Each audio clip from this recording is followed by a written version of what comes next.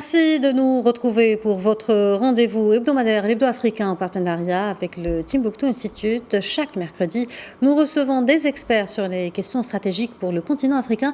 Et aujourd'hui, nous nous intéressons au panafricanisme des pères de l'OUA, aux africtivistes à l'occasion de la célébration de la Journée mondiale de l'Afrique. Et pour en parler, nous sommes en direct avec Bakary Samb, directeur régional de Timbuktu Institute. Bonjour Bakary Samb et merci d'être avec nous. Bonjour et merci de l'invitation à cette journée de l'Afrique. Alors en cette journée du 25 mai où on célèbre les 59 ans de l'Organisation de l'Unité africaine, la thématique du panafricanisme semble encore en plein cœur du débat socio-politique, voire géopolitique. Mais aujourd'hui, peut-on dire que l'idéal de l'unité africaine a fait un certain pas depuis les pères fondateurs ? Oui, rappelons que le terme panafricain est apparu pour la première fois à la fin du 19e siècle, lors de la préparation de la première conférence panafricaine de 1900. Mais dès les luttes pour l'indépendance, déjà, et juste après l'accession des premiers pays à la souveraineté internationale, les leaders du continent l'ont adopté. Et les pères fondateurs de l'unité africaine s'étaient divisés sur l'orientation de l'organisation entre le groupe qu'on appelait le groupe de Casablanca dès 1961 et un autre groupe qui est le groupe de Monrovia. Mais je pense qu'il y a eu un idéal d'unité, de construction de l'unité au plan continental qui a abouti à la création de l'OUA en 1963 avec cette charte historique que vous connaissez. Il y a eu, c'est vrai, des péripéties, mais aussi des avancées et des évolutions importantes ayant permis, par exemple, le retour du Maroc dans sa famille africaine naturelle et l'impulsion d'un nouveau souffle.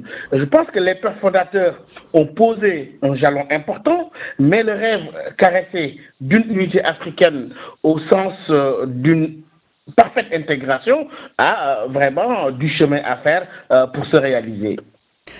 Bakary Samb, justement, devenue Union africaine depuis 2002, l'organisation panafricaine a-t-elle réussi à impulser une nouvelle dynamique pour prendre en compte ce désir d'intégration au moment où les peuples en font une véritable demande ? Et en quelque sorte, les États et le leadership politique ont-ils répondu à cette préoccupation des peuples ?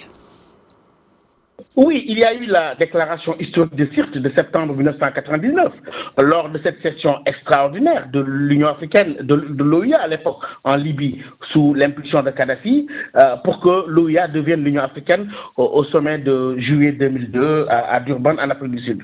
Mais je crois que le désir d'intégration des peuples a quand même poussé le leadership politique à déployer des efforts importants.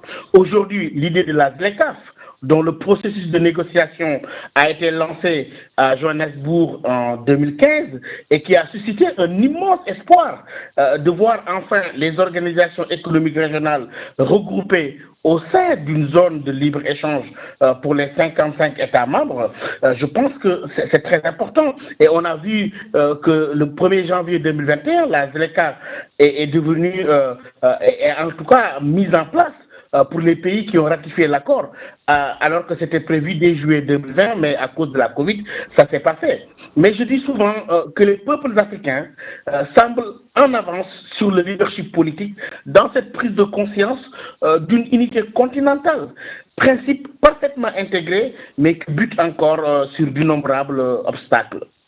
Très bien. On a vu récemment une autre thématique, c'est de la souveraineté, surtout par rapport à l'Europe, s'imposer au niveau d'une jeunesse et des activistes au Mali, au Burkina Faso et dans toute la région qui développent un autre panafricanisme accentué par les réseaux sociaux. Est-ce une simple révolte juvénile ou une nouvelle conscience panafricaine ? Oui, c'est dans l'air du temps.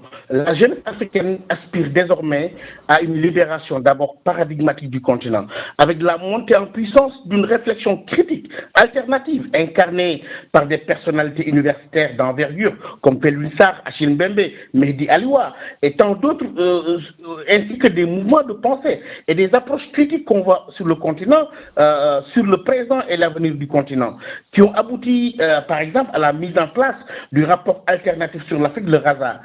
Je pense que les jeunes qui ont été boostés par la conquête des réseaux sociaux et la démocratisation de l'accès au savoir et à l'information, ces jeunes-là ont franchi aujourd'hui une étape importante dans la quête de souveraineté sur tous les fronts. Il y a, je pense, une nouvelle dynamique qui a même poussé les partenaires occidentaux de l'Afrique à reconsidérer leur politique. Et je crois que cette tendance ne changera pas et des mouvements de jeunes comme les activistes qu'on connaît pèsent aujourd'hui sur l'avancée des conquêtes démocratiques et de la souveraineté. Je crois, et c'est là où je vais en terminer, que le ton est donné d'un renouveau africain avec une parfaite confiance d'une unité africaine mentalement acquise et d'une souveraineté qui ira grandissante. Certes, il faudra encore de la volonté politique et surtout une prise de conscience de la communauté internationale que cette rupture est désormais amorcée et qui sera certainement difficile. Mais je pense qu'aujourd'hui, l'élan de la construction de l'unité africaine, d'une souveraineté grandissante et d'une jeunesse affranchie, aussi bien du poids de l'histoire que de la domination, est désormais une tendance irréversible. Bakary Samb, merci d'avoir répondu à nos questions. Je rappelle que vous êtes directeur régional de Timbuktu Institute. Merci de votre aimable invitation.